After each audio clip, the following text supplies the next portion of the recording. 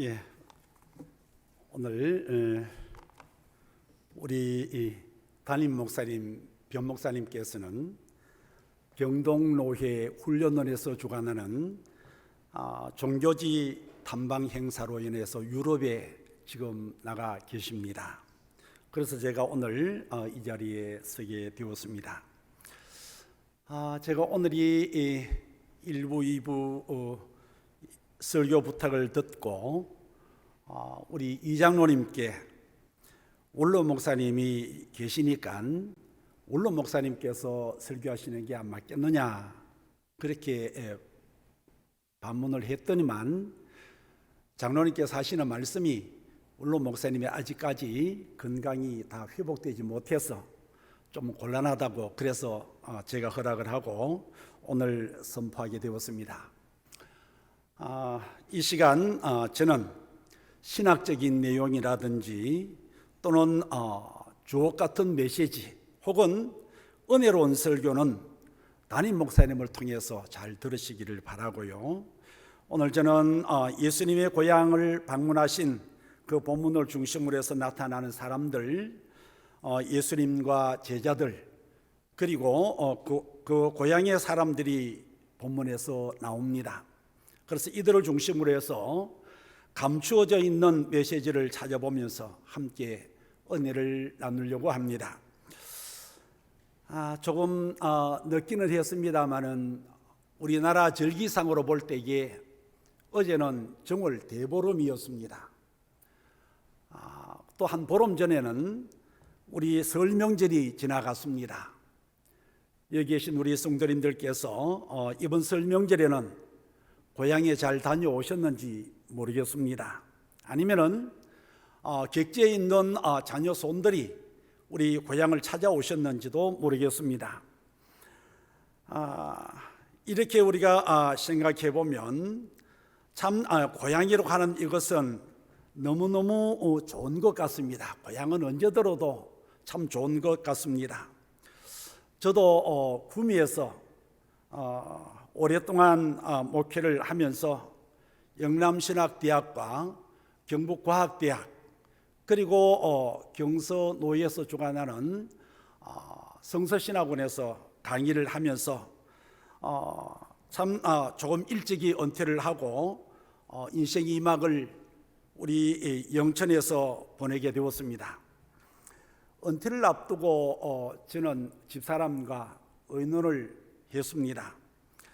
제가 제안하기를 제 친구들이 미국에 많이 살고 있고 또 저도 미국에서 많이는 아니지만은 미국에서 공부도 조금 해봤으니까 미국에서 살겠느냐 아니면은 제가 이런저런 나라들을 가본 중에 제일 살기 좋다고 제가 생각하기에 제일 살기 좋다고 생각되어지는 캐나다에서 살겠느냐 아니면은 좀 상대적으로 더 가까운 싱가포르나 말레이시아에서 살겠느냐 아니면 아들이 살고 있는 가까운 곳에서 살겠느냐 딸이 살고 있는 곳 가까운 데서 살겠느냐고 의논을 했습니다.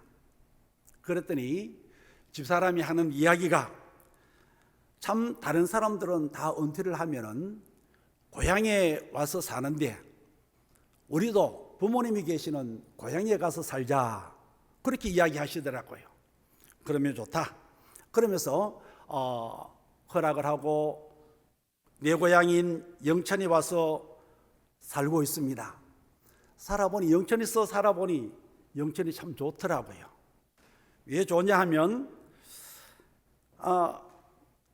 우리 이 청년 때에 같이 활동하며 참 기도하고 신앙생활했던 권사님들도 계시고 또 고향교회 우리 영천 제일교회가 또 우리 장로님들도 계시고 참 우리 교회를 대표하는 담임 목사님과 훌륭한 여러 교육자님들이 계셔서 얼마나 제가 편한지 모르겠습니다. 그리고 참 믿음의 장로님들, 권사님들, 집사님들이 계셔서 참 좋습니다.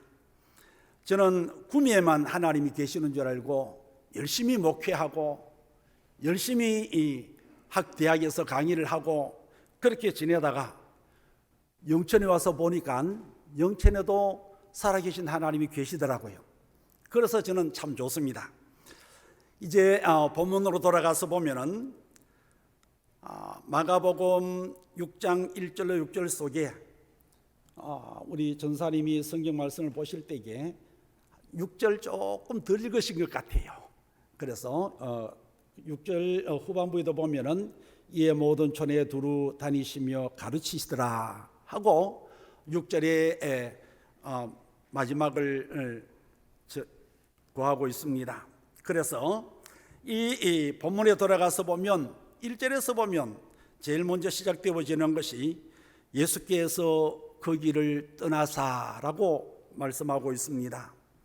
떠났다고 하는 이 단어를 생각해 보면 본문 앞장에서 우리 주님께서는 거라사 지방에서 군대 귀신 들린 사람의 귀신을 쫓아내시고 회당장 야이로의 죽은 딸을 살리러 가시는 중에 12해를 혈루증으로 앓던 여인을 고쳐 구원하시고, 그리고 야이로의 딸을 달리다 붐 하시면서 살려내신 곳을 떠나셨다는 것입니다. 제가 성지에 한 2차례 갔다 왔습니다마는 성지에 가서 보니까 거라사 지방이 참 열악한 지방이더라고요. 이 아주 척박한 이 거라사 지방은 지금 현재의 팔복교회가 세워져 있습니다. 그래서 그 팔복교회를 중심으로 해서 조금 밑으로 내려오니까 거기에 예수님이 오병이어의 기적을 행하신 그 광장이 산비탈에 펼쳐져 있습니다. 그 아래에 갈릴리 호수가 있는데요, 그 호수 아주 까마득한 먼 곳에 건너편에 그곳이 산악지방이고 척박한 지방인데 거기가 거라사 지방이더라고요. 이것을 우리가 생각해 보면 거라사 지방에서 우리 나사렛 지역까지 오려면은 산 넘고 물 건너서 힘들고 어려운 여정의 길들을 거쳐 와야 된다는 것이었습니다. 예수님이 그 길을 떠나서 고향으로 찾아오셨다고 오늘 본문은 짤막하게 말씀하고 있습니다마는 참 이 오는 과정이 만만치는 않은 곳이었습니다. 본문에서는 또 하나 그 고향이 어딘지 밝히지 않고 있습니다. 그러나 공간복음서인 누가복음 4장 16절에 보면 그 예수님이 자라나신 곳 나사렛이라고 밝히고 있습니다. 그러면 태어나신 곳은 베들레헴이지만은 자라나신 곳은 나사렛이라는 것을 알 수가 있습니다.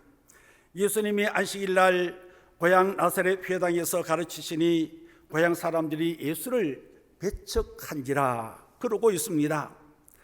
본문에서 또 하나 간과해서는 안 되는 것이 6장 3절에 보면 마리아의 아들 목수가 아니냐라고 말씀하고 있습니다.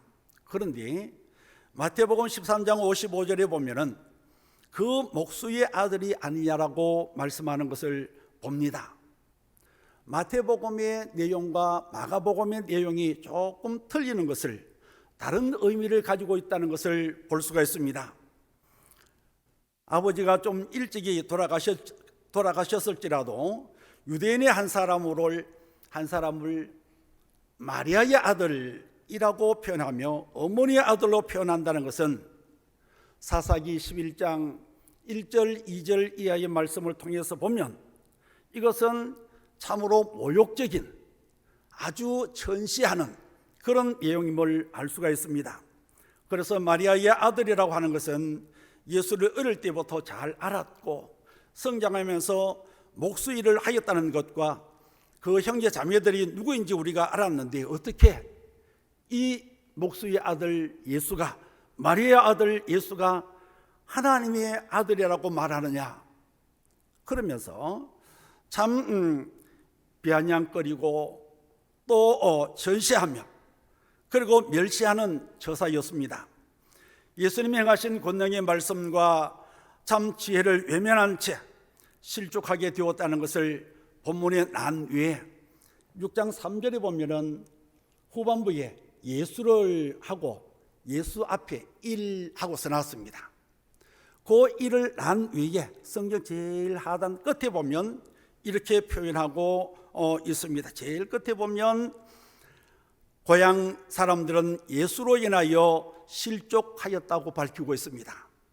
그래서 종합해서 보면은 이 나사렛에 있는 그 고향의 사람들은 예수를 업신여기고 목수의 아들로, 마리아의 아들로 성장하고 자라는 과정을 내가 다 알고 있었다는 그 내용을 그들이 알면서 참 이는 하나님의 아들이겠느냐 그러면서 비난하게 되어진 것입니다. 또 더 나가서 2절에 보면은 회당에서 가르치시더니 그러면서 시작해서 6절 끝부분에서는 또 가르치시더라 하고 말씀을 맺고 있습니다. 예수님께서 회당에서 무엇을 가르쳤을까?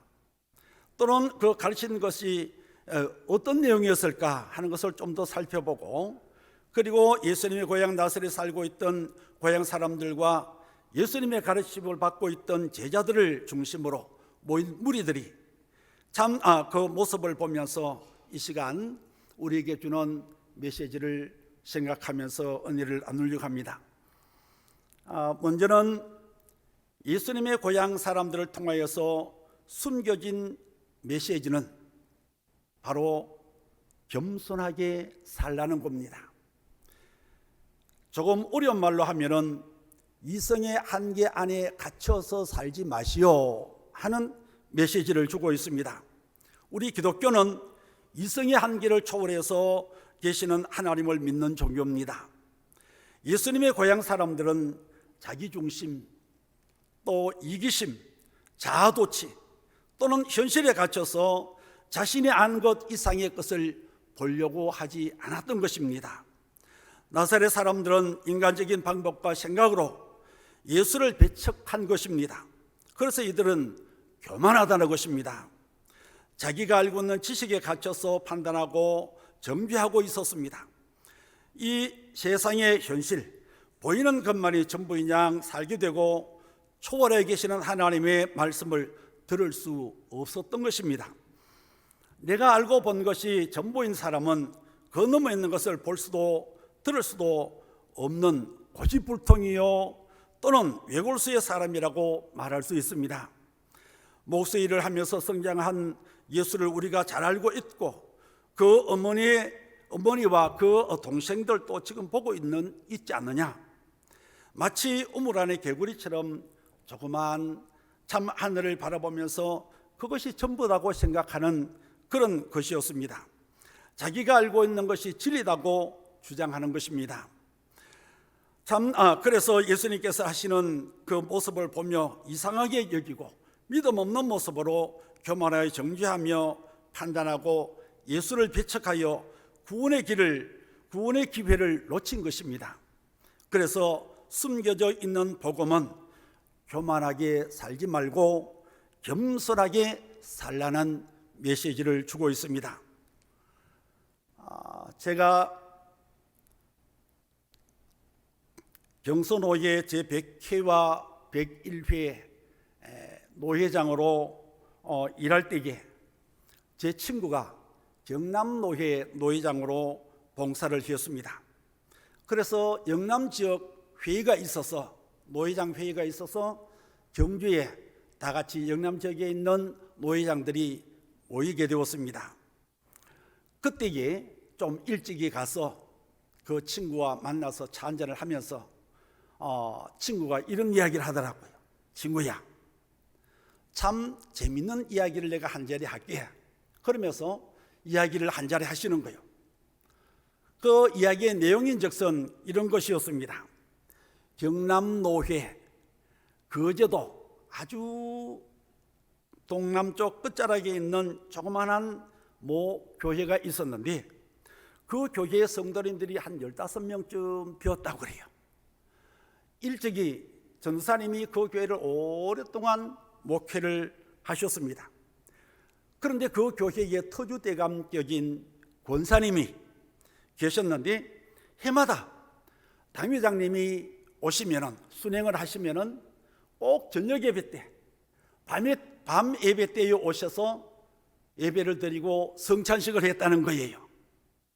그러다가 시간이 지나서 이제 좀 교세가 성장을 해서 젊은 담임 목사님을 청빙을 했습니다. 그래서 담임 목사님 목회를 하는 중에 나대배 때에 성찬식을 했다는 거예요. 그랬더니 그 권사님이 노발대발했습니다. 내가 알기로는 밤예배 때에 성찬식을 해야 되는데 왜 젊은 목사님이 몰라서 나대배 때에 성찬식을 했다는 거예요. 그래서 이 권사님이 참 고집불통으로 야단을 떨면서 경남노회 참 정치부에다 고발을 한 거예요. 우리 젊은 목사님이 몰라서 나대배 때에 성찬식을 했는데 이걸 어떻게 하면 되겠느냐고 고발한 거예요. 그래서 경남노회 정치부원들과 그 노회 임원들이 모여서 권사님을 불러서 자초지종을 이야기하면서 아무 문제가 안 된다고, 괜찮다고, 나대배 때에 성찬식을 하는 것도 괜찮다고 설득을 했더니만 아이고 안 된다는 거예요. 어떻게 나대배 때에 성찬식을 하느냐, 내가 알기로는 밤예배 때에 성찬식을 해야 되는데, 그러면서 고집을 부렸다는 거예요. 억지로 설득을 시키고 이해를 시켜서 돌려보내고 내가 여기 와서 그러더라고요. 참 이야기를 가만히 들으면서 예수님의 고향 사람들이나 거제도에 있는 모 교회 권사님의 그 하시는 것을 보면 자기가 알고 있는 지식, 자기가 보고 느끼고 깨닫고 있는 내용, 이것이 전부다고 주장만 하고 고집을 부린다면 때로는 우스꽝스러운 상황이 벌어지기도 합니다. 이들만이 이러한 우를 범하겠느냐는 거예요. 이들만이 이런 잘못을 저지르겠냐는 거예요. 우리들도 얼마든지 이런 우를 범할 수 있는 상황이 우리 주변에 더러 많습니다. 제가 구미지역 기독교 총연합회장으로 일을 할 때였습니다. 초교파적으로 300여 교회가 넘는 그런 모이는 단체입니다. 그때의 합동측 교회의 목사님이 저를 참 헌신예배 강사로 초청을 했습니다. 서로 잘 알고 지내는 사이니까 허락을 하고 가서 합동측 교회에 가서 헌신예배를 인도했습니다. 인도하고 났더니 문제가 생긴 거예요.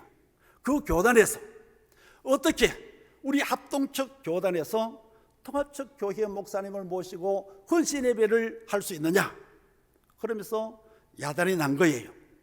그래서 그 목사님이 노회에 가셔서 참 내가 깊이 알지 못해서 그랬노라 사과하고 일이 마무리되었다고 그래요. 참 이 이야기를 들으면서 합동측 교단은 구원이 있고 통합측 교단은 구원이 없겠느냐? 그렇지 않습니다. 30년 전만 하더라도 그랬습니다. 그런데 요즘은 안 달라졌겠습니까마는 참 우리도 자칫 잘못하면 이런 우를 범할 수 있는 요소들이 참으로 많습니다. 내 지식, 나의 안목, 내가 보고 들은 것으로 잘못 판단하고 정죄하고 비판하는 이러한 일이 없도록 우리의 참 겸손하게 믿음의 생활을 해야 할 줄 압니다. 나의 이성의 한계를 넘어서서 나를 보고 계시는 주님의 그 뜻과 말씀에 순종할 줄 아는 멋진 믿음의 우리 영천제일교회 성도님들이 되시기를 소망합니다. 내 지식의 한계 넘어서 계시는 주님을 보시기를 바랍니다. 그 주님의 음성을 듣고 믿음으로 말씀에 순종하는 겸손한 믿음의 사람, 충성된 종의 자리를 지키셔서 복받는 믿음의 성도님들이 다 되시기를 주의 이름으로 축원합니다. 다음으로 본문에서 보면은 주 안에서 순종하는 믿음의 사람이 있습니다. 예수님을 따라다닌 제자들입니다. 이들은 하나같이 예수님의 뜻과 의도를 알고서 순종하며 살았습니다. 참 불평하지 않았습니다. 그렇다고 자기의 주장만 앞세우는 그러한 생활도 아니었습니다. 이름도 없이 빛도 없이 오직 말씀에 헌신하며 말씀의 도에 따라 살았습니다. 외골수도 아니고 옹고집도 아니었습니다. 오직 주님만 바라보며 묵묵히 실천하며 순종하며 살았습니다. 이런 무리들과 함께 참 고향으로 예수님이 가셨습니다. 바쁘고 힘들고 지치신 예수님께서도 고향이 얼마나 그리웠겠습니까? 고향의 소리, 고향의 나무, 고향의 이 사람만 보아도 반갑지 않습니까? 그라사 지방에서 나사렛 지방에까지 가는 길은 쉬운 길이 아니었습니다. 왜 제자들은 이 힘든 길을 따라 왔겠습니까? 더 중요한 것은 예수님이 가시니 나도 가겠노라며 따랐던 것입니다. 묻지도 따지지도 않았습니다. 주님께서 가시니 나는 무조건 순종하며 따라갔습니다. 순종은 제사보다 낫다고 사무엘 선지자는 말씀하고 있습니다. 십자가를 지고 주님을 따라가는 성도님이 되셔야 될 줄 압니다. 기도의 힘, 믿음의 능력, 주의 은혜가 순종하는 믿음 안에서 일어난다는 것을 믿으시기를 바랍니다. 믿음의 길을 가느라면 힘도 들 수 있습니다. 어려울 수도 있습니다. 고통스러울 수도 있습니다. 그러나 믿음으로 순종하며 주를 따라가면 주께서 우리의 순종하는 믿음을 보시고 영생의 길, 생명의 길로 인도하셔서 승리하게 하실 줄 믿으시기를 바랍니다. 영생의 길, 구원의 길이 십자가에 대해서 죽을 때에 일어나는 것입니다. 죽는다고 하니까 좀 우스꽝스러운 이야기를 하나 해 보려고 합니다. 어느 교회 학교 교사가 그 반 아이들에게 질문을 했습니다. 얘들아, 천국에 가려면 집 팔고 차 팔아서 헌금하면 천국에 갈 수 있겠니? 물었더니 아이들이 아니요 라고 대답을 했습니다. 그러면 교회 청소를 열심히 하면 천국에 갈 수 있겠니? 라고 물었더니 아이들이 아니요 라고 대답을 했습니다. 그러면 너희들이 좋아하는 강아지를, 동물들을 사랑하고 아껴주면 천국에 갈 수 있겠니? 라고 물었더니 아이들이 아니요 라고 대답을 했습니다. 선생님이 그러면 어떻게 하면 천국에 갈 수 있겠니? 라고 물었더니 조용히 했습니다. 그때에 뒤에 있는 8살 박이 아이가 예수님, 천국은 죽어야 갑니다 라고 소리를 쳤습니다. 그렇습니다. 천국은 내가 죽어야 가는 곳입니다. 지금 사순절 기간입니다마는 이 사순절 기간을 통해서 예수님도 죽음의 길을 묵묵히 나아가셨던 것을 우리가 알 수 있습니다. 우리 기독교는 십자가의 종교요, 하나님의 말씀에 순종하여 실천하는 종교입니다. 베드로는 밤새워 고기를 잡았지만 거의 잡지를 못해서 이른 아침에 예수님의 말씀에 순종해서 국물을 다시 내렸더니 2배에 가득하게 잡았더라고 우리 성경은 말씀하고 있습니다. 그렇습니다. 길이요 진리요 생명이신 주를 따르다 보면은 항상 순풍에 돛단 듯이 쉽고 좋은 일들만 있겠습니까? 제자들이 주님의 뜻에 따라 나아가면서 참 오로지 순종하겠노라는 결단의 모습을, 고뇌를 볼 수가 있습니다. 오죽하면 주님께서 나를 따라오려거든 자기 십자가를 지고 나를 따르라 하셨겠습니까? 이 일들을 신비에 새기고 제자들은 몸소 실천하였던 것입니다. 그렇습니다. 우리가 믿는 믿음의 길이 때로는 힘들고 어려울 때도 있습니다. 진리가 주님께 있고 복과 생명이 믿음을 통하여 얻어지는데 오직 주님만 바라보고 순종하며 가노라면 만유의 주께서 크고 놀라운 은혜를 베풀어 주실 줄 믿습니다. 삶의 현장에서 하나님의 말씀에 순종하여 그리스도의 향기를 진동하는 믿음의 성도님들이 꼭 되어지시기를 주의 이름으로 축복합니다. 끝으로 조금 더 생각해 보고자 하는 것이 있습니다. 오늘 이 본문을 통해서 보면 하나님 나라를 똑바로 바라보라는 것입니다. 본문 2절에서 보면 예수님이 회당에서 가르치시더니 라면서 시작을 해서 6절에서 보면 가르치시더라라고 마무리 짓고 있습니다. 예수님은 복음서 전체를 통하여서 보면 항상 하나님의 나라를 가르치신 것입니다. 이적과 표적, 기사를 통해서도 하나님의 나라를 이루어 드리려고 애쓰시는 모습을 볼 수가 있습니다. 예수님의 사역을 보면 바쁘고 피곤한 일정 가운데서도 항상 하나님의 일을 하셨습니다. 고향에 가신 목적도 하나님의 일을 하시기 위해서였습니다. 하나님 나라의 일은 오직 믿음으로, 오직 말씀으로, 오직 성령으로, 오직 은혜로 하나님의 일을 하라는 것입니다. 이것은 지금 우리 당회장 목사님께서도 아마 그쪽에 가 계시지 않겠나 보여집니다마는 우리 장로교를 처음으로 만들었던 존 칼빈, 종교개혁가 존 칼빈의 기독교 강요를 통해서 일러주신 내용의 일부이기도 합니다. 십자가의 도를 바로 실천하라는 권면이기도 합니다. 하나님 나라는 십자가의 도를 통해서 이루어집니다.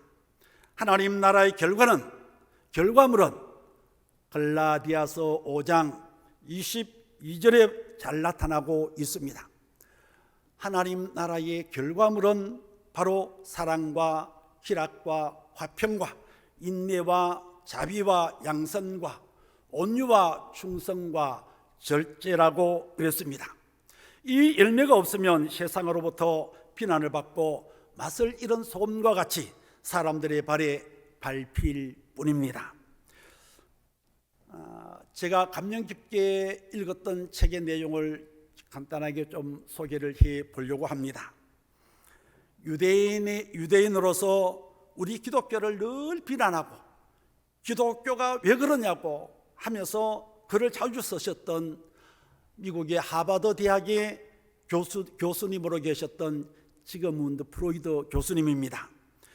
이분의 학설은 심리학계에서 아직도 이분의 이론을 모르면 안 된다고 할 만큼 유명하신 분입니다. 책의 내용은 예수 믿는 사람들은 대부분 환자다, 그것도 너무너무 고치기 어려운 고질병 환자다고 보고 있습니다. 소위 소아성 노이로제 환자다는 겁니다. 왜 믿음이 있노라 고백하면서 믿음 없는 행동을 하느냐는 것입니다. 이때의 믿음 없는 신앙은 윗선이고 가식이라는 것입니다.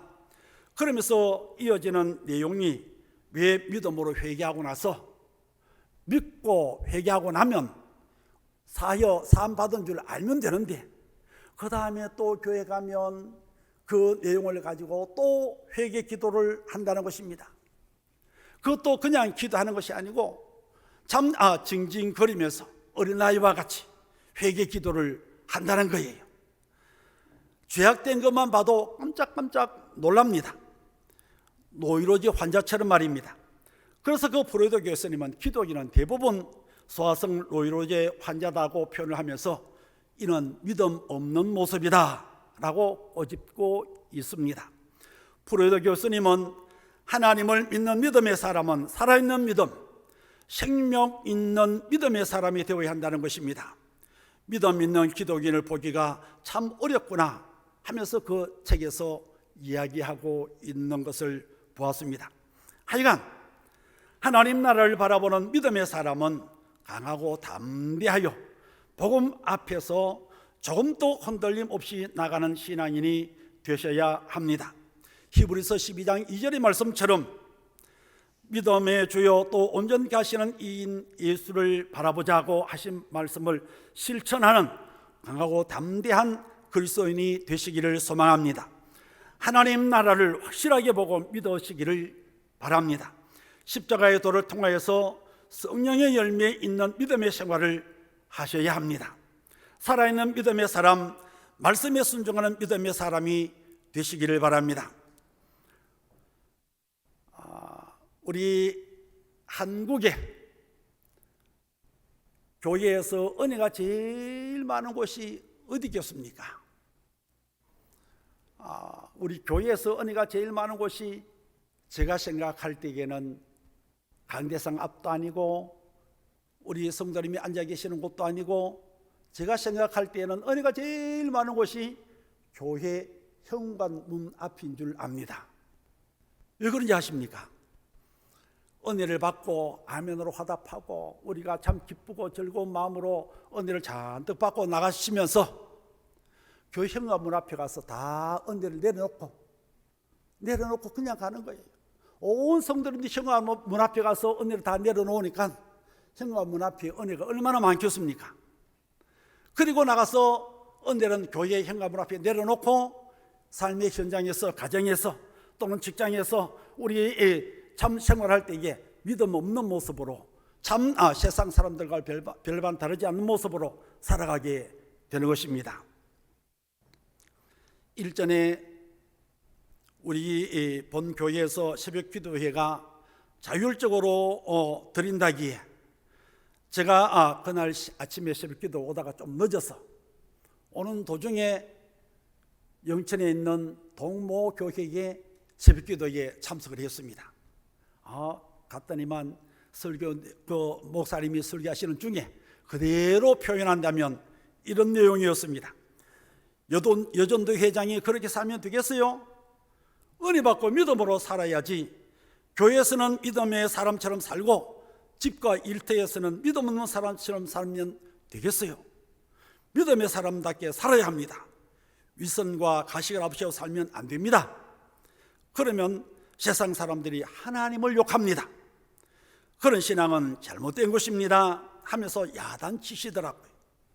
은혜를 받았으면 그 은혜를 삶의 현장에서도 지켜야 살아있는 믿음의 사람인 줄 아시기를 바랍니다. 죽은 믿음을 가지고 있으면 안 됩니다. 야고보서 2장 26절의 말씀처럼 영혼 없는 몸이 죽은 것 같이 행함이 없는 믿음은 죽은 것이니라고 성경은 말합니다.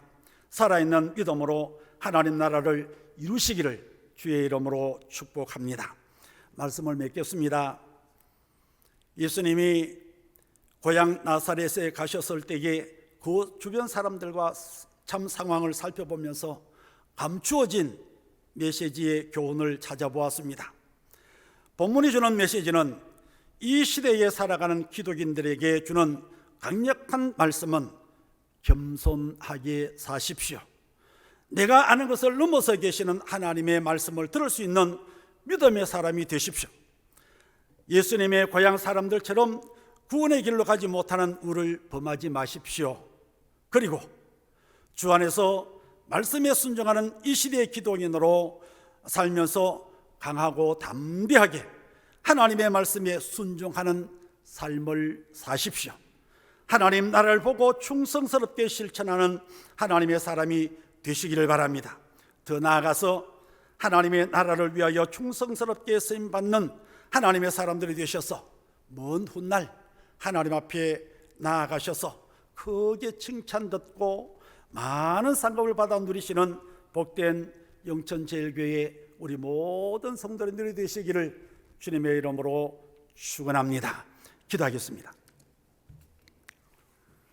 거룩하신 우리 아버지 하나님, 하나님의 은혜와 사랑을 통하여서 감사와 찬송을 드립니다. 귀한 성일 위에 우리 영천제일교회 일부 예배에 참여한 우리 모든 성도님들 위해 하나님, 예수님이 고향에 나아가셔서 주는 귀한 숨겨진 메시지를 우리의 신비에 새기기를 원합니다. 겸손하게 살며 말씀에 순종하여 실천하는 살아있는 믿음의 삶을 살기를 원하는 우리 모든 성도님들 위해 주의 크신 은혜와 능력이 함께하여 주셔서 승리하는 믿음의 생활, 복받는 믿음의 생활이 될 수 있게 도와주시기를 간절히 빌고 원하옵고 예수님의 이름으로 기도하옵나이다. 아멘.